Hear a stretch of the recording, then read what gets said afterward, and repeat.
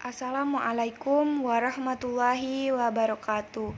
Perkenalkan, nama saya Feridatul Hasanah, NPM 23482811034 dari Prodi PGSD kelas A, Fakultas Keguruan Ilmu Pendidikan, Universitas Merangin. Video ini saya buat untuk memenuhi UTS mata kuliah PBPD dengan dosen pengampu Bapak Iswandi SPD MPD. Baik, di sini saya mempunyai 3 pertanyaan beserta pembahasannya, yaitu pertanyaan yang pertama, apa yang dimaksud dengan prinsip kesinambungan dalam perkembangan anak tingkat sekolah dasar? Baik, prinsip kesinambungan dalam perkembangan anak tingkat SD mengacu pada fakta bahwa perkembangan anak pada usia ini merupakan kelanjutan dari perkembangan sebelumnya dan akan mempengaruhi perkembangan di masa depan.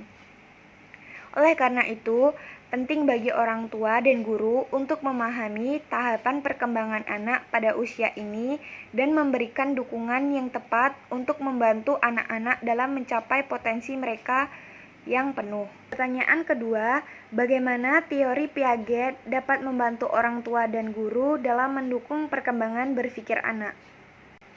Jadi, teori Piaget dalam membantu orang tua dan guru dalam memahami tahapan perkembangan kognitif anak dan memberikan dukungan yang tepat untuk membantu anak-anak dalam mencapai potensi mereka yang penuh. Dengan memahami tahapan perkembangan kognitif anak, orang tua dan guru dapat memberikan pendekatan pembelajaran yang sesuai dengan kemampuan dan kebutuhan anak-anak pada setiap tahap perkembangan.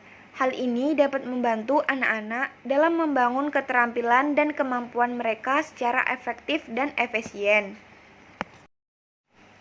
Pertanyaan ketiga, bagaimana orang tua dan guru dapat membantu anak dalam mengembangkan keterampilan motorik dan perseptual mereka? Jadi, orang tua dan guru dapat membantu anak dalam mengembangkan keterampilan motorik dan perseptual mereka dengan memberikan lingkungan yang mendukung dan stimulasi yang tepat. Misalnya, memberikan mainan yang sesuai dengan usia anak untuk membantu mereka dalam mengembangkan keterampilan motorik, serta memberikan pengalaman yang beragam untuk membantu mereka dalam mengembangkan keterampilan perseptual. Selain itu, orang tua dan guru juga dapat memberikan dukungan emosional dan motivasi yang positif untuk membantu anak dalam mengembangkan keterampilan mereka secara optimal. Pertanyaan terakhir, jelaskanlah menurut pendapat saya, kenapa seorang calon guru pendidikan dasar perlu belajar dan memahami tentang perkembangan serta pertumbuhan belajar peserta didiknya, berikan alasan beserta contohnya. Jadi, seorang calon guru pendidikan dasar perlu belajar dan memahami tentang perkembangan serta pertumbuhan belajar peserta didiknya. Karena hal tersebut akan membantu mereka dalam memberikan pendekatan pembelajaran yang sesuai dengan kemampuan dan kebutuhan anak pada setiap tahap perkembangan.